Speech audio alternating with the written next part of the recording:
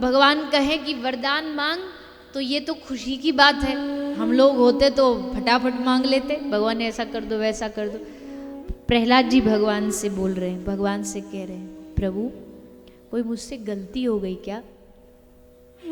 गलती? ले हाँ, मेरी भक्ति में कोई कमी रह गई क्या?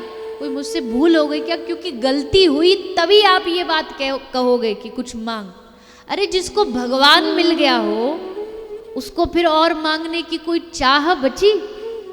या तो मेरी भक्ति में अभी कमी आप अपनाना नहीं चाहते मुझे पूरी तरीके से, इसलिए फिर से वही चक्कर में फंसा रहे हो कि फिर कुछ मांग, कोई राज मांग ले, गांव मांग ले, फिर उसमें फंस जाए। अब ये भक्त का नजरिया है। देखो वो कह रहा भगवान अगर कह रहे ना मांग, तो इसका मतलब मेरी भक्ति में कहीं कमी है। जब मांगना बंद हो जाए, भगवान भी कह दे कि नहीं बेटा अब तो बस तू मेरा जन्म जन्म का बस मेरे पास, तो फिर समझ लो अब भगवान राजी है। हमें उल्टा लगता, हमें लगता भगवान मांगने को कुछ कहें तब खुश है। भगवान के लिए देना बड़ी बात नहीं है। भगवान कल्पतरु है।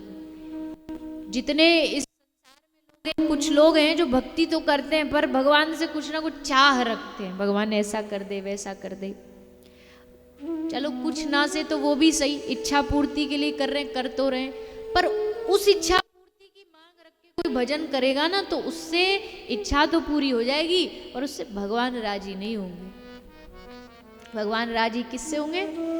ले जाए ना चाहिए कबहू कछहू तुम संग सहज स्नेह।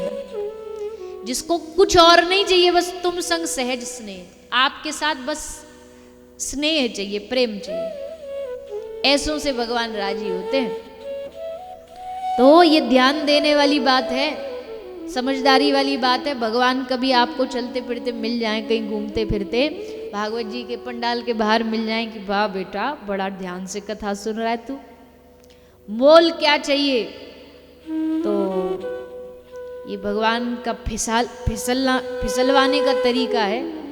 भगवान फिसलवा देते हैं ऐसे कि भक्त लालच में आ जाएगा, मांग लेगा कुछ, ऐसा नहीं। तुमसे तुम्हारे अलावा और कोई दूसरी मांग, दूसरी चाह नहीं है।